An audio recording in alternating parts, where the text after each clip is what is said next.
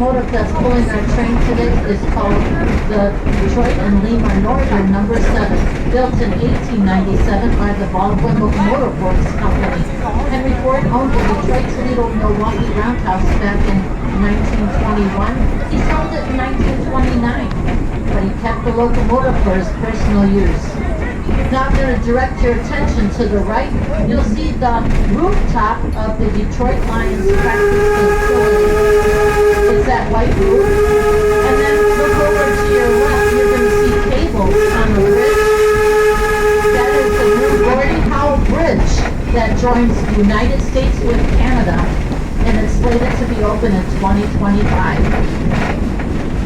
Getting back to our steam locomotive, it runs on just coal and water. Coal is fed into a firebox where the temperatures get exceedingly hot, enough to heat the water in the boiler, changing the water in the boiler to steam. It's the steam that then moves into cylinder valves, moves into the pistons which move the wheels. Essentially, that's how a steam locomotive works. As we come into our 11-acre big wildlife reserve, enjoy some of the sounds that come from a historic steam locomotive.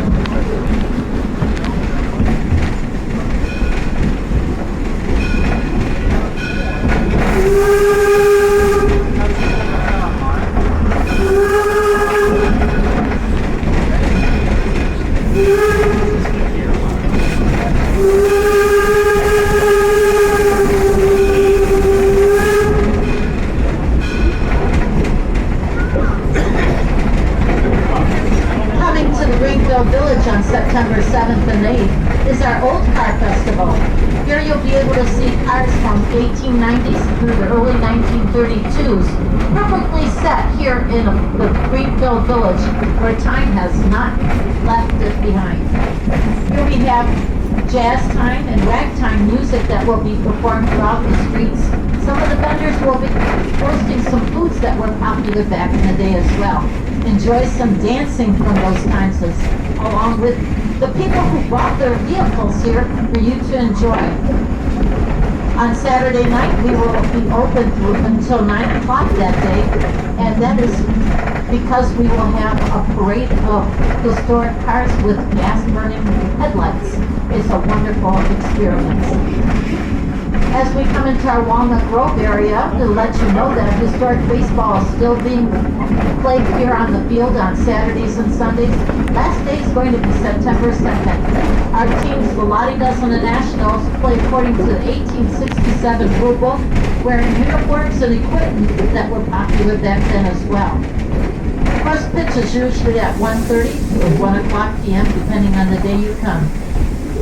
Over to your left, you'll see the backside of Noah Webster's home, the orange brick home, and then the white wood frame home is that of Robert Frost from Ann Arbor, Michigan, built in 1835. In front of us is the Henry Ford Academy High School that was built in 1997.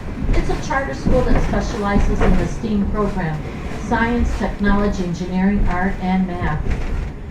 We have another school year coming up just after Labor Day. Our students have 9th graders will be at the museum, 10th through 12th right here. Henry Ford firmly believed that learning to do is by doing. These students have a unique learning experience, taking what they study in the classroom, then going into the village of the museum and seeing firsthand what they studied. The vintage Pullman cars just up ahead on your left were converted into classrooms. They're always reserved for the senior class. To be a student here, one must live in Wayne County, Michigan. After submitting your application, it's the luck of the draw, which you're able to attend high school here. 4 years, tuition free.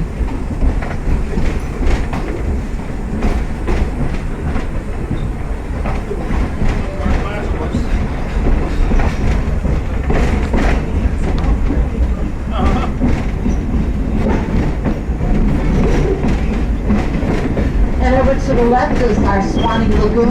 It helps to mitigate any flooding that we might get from heavy rains, just like we had yesterday.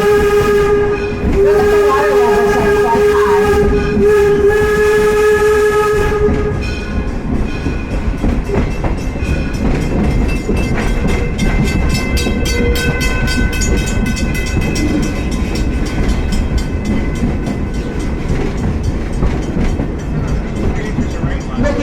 To your left and up the hill's a chapel that Henry Ford built in honor of his mother-in-law, Martha Bryant, and his mother, Mary Ford.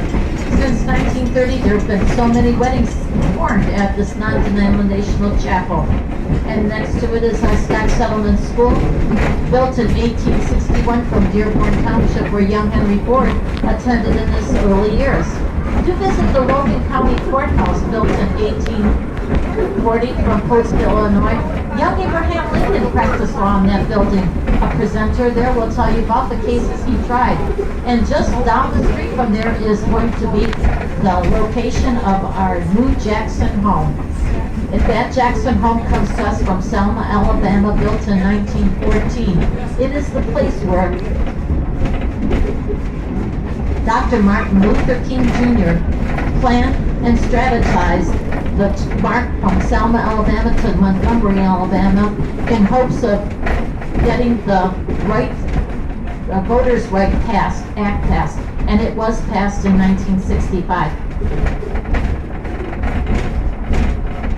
Do take a walk over there and see how the progress is coming along with the home coming into the Greenfield village. As we come into the station, remain seated. The engineer will set a brake, giving us the sound of a single whistle, letting us know it is safe to come off the train. And should you be boarding, you're going to exit to your left side. Wave hello to Deb, our station master, as we pull in.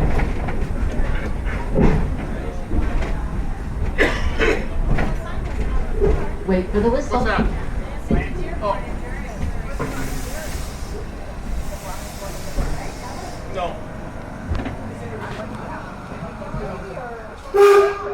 Now